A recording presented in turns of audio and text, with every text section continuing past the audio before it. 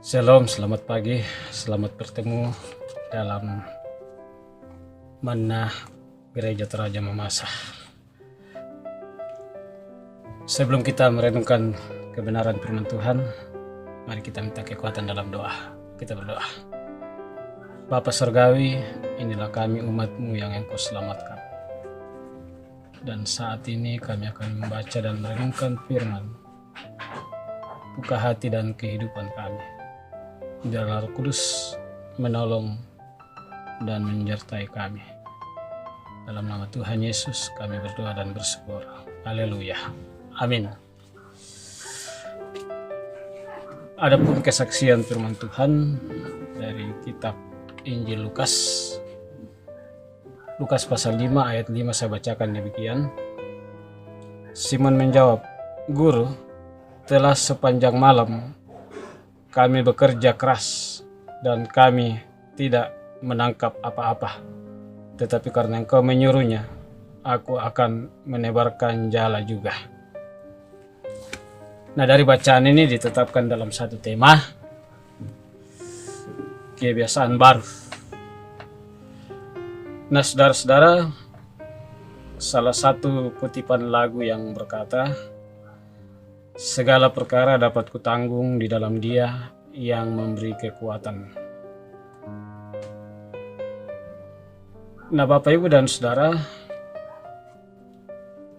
tentu syair atau kutipan lagu ini adalah sebuah lagu penyerahan hidup dalam menghadapi pergumulan yang cukup berat.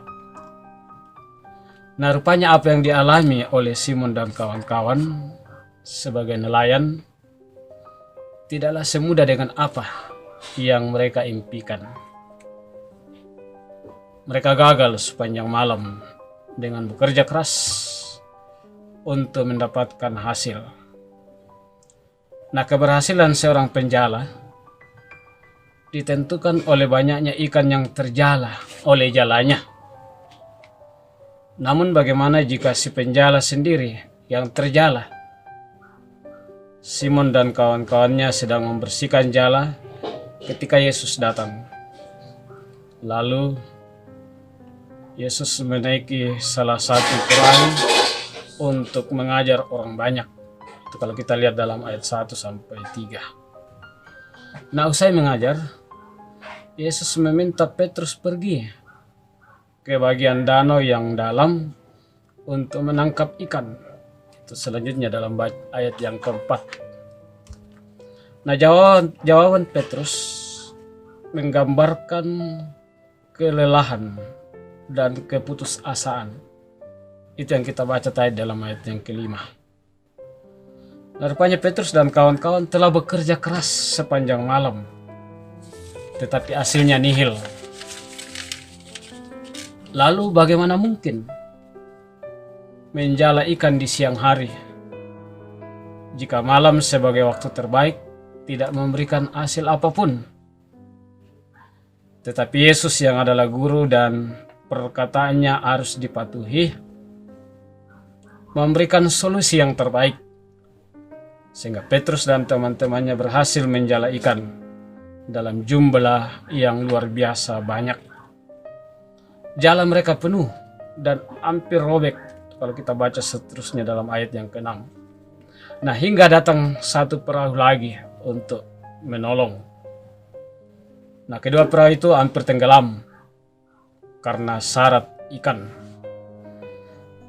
Nah, pada ayat yang kelima, sebagai nats renungan bacaan kita ini, kita melihat Petrus menyebut Yesus sebagai guru. Tetapi di ayat 8, ia menyebut Yesus adalah Tuhan. Ini merupakan lompatan besar bagi Petrus dalam pemahamannya akan kebesaran Yesus. Ia mengakui dosanya karena telah enggan mematuhi perintah sang guru. Petrus mengira dirinya ahli menjala ikan. Tetapi saat itu ia melihat Yesus sebagai Tuhan yang berkuasa atas danau dan isinya. Nah, Bapak, Ibu, dan Saudara, peristiwa ini menjadi titik balik dalam kehidupan para murid. Inilah yang membuat mereka mengikut Yesus tanpa ragu saat dia mengajak mereka jadi penjala manusia dalam ayat 10-11. Nah, kalau begitu Bapak Ibu dan Saudara, apa yang kita mau simak, apa yang kita mau tarik dari bacaan ini untuk kita bawa dalam kehidupan kita dalam menjalani kebiasaan baru di suasana minggu-minggu Advent ini. Yang pertama, kalau kita simak ini, bahwa ketika kita tahu siapa yang memanggil kita, niscaya kita akan mengikuti dia sepenuh hati. Itu yang pertama. Dan yang kedua, bila kita masih belum berserah hati, kita perlu bertanya, sudah sejauh berapa, atau katakanlah sudah seberapa jauh kita mengenal dia, yaitu Yesus sebagai Tuhan dan Juru Selamat kita. Dan yang terakhir, semoga ini menjadi kebiasaan baru bagi saudara dan saya dalam memasuki dan menjalani masa-masa Advent ini, untuk kita serius dan sungguh-sungguh dalam mengikuti Yesus.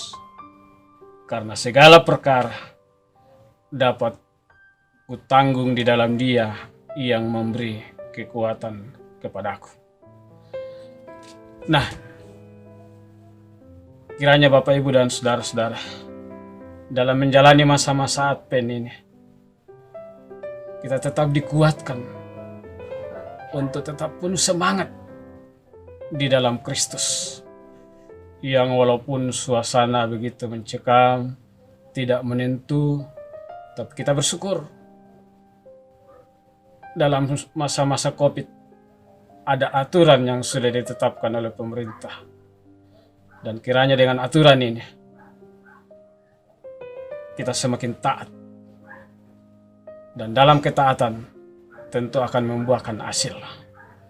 Kita percaya apa yang dilakukan oleh Petrus dan kawan-kawan, kita juga mau seperti dia untuk taat kepada Tuhan. Kalau ini kita lakukan dan berlaku, maka disitulah sukacita dan kemenangan kita bersama. Haleluya. Amin. Mari kita akhirin dengan doa. Kita berdoa. Di tengah sukacita dan terima kasih ini Tuhan, kami tetap bersyukur karena Engkau tidak pernah meninggalkan kami. Dan biarlah hidup dan kehidupan ini kami pun semakin berserah hanya kepadamu. Kuatkan juga semua umat-Mu, saudara-saudara kami, dalam menjalani masa-masa COVID saat ini, yang tentu begitu banyak pergumulan, begitu banyak kesusahan. Tapi kami percaya Tuhan, Engkau ada bersama dengan kami. Bahkan segala perkara dapat kami tanggung di dalam Dikau yang memberi kekuatan dan kemenangan kepada kami. Begitu juga program-program pengurus klasis. Kami percaya Tuhan Engkau berkati, sehingga semuanya boleh dikerjakan dengan baik. Bahkan semua umat dalam lingkup Gereja Toraja Mamasa, yang khususnya dalam persiapan-persiapan mereka untuk menyongsong dan memasuki masa raya Natal. Berikan kekuatan agar semuanya boleh kami hadapi, boleh kami lalui dengan penuh sukacita. Dan biarlah hidup dan kehidupan ini kami tetap berserah kepadamu. Pemerintah bangsa dan negara tetap kami berdoa, berikan kekuatan kepada mereka.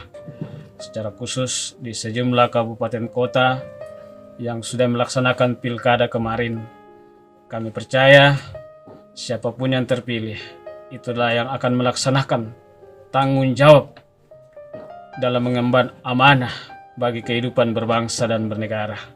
Perlengkapi mereka dengan kuasa-Mu, sehingga semua boleh berjalan seturut dengan kehendak-Mu. Ini doa dan harapan kami sampaikan dalam nama Tuhan Yesus. Kami berdoa dan bersyukur. Amin.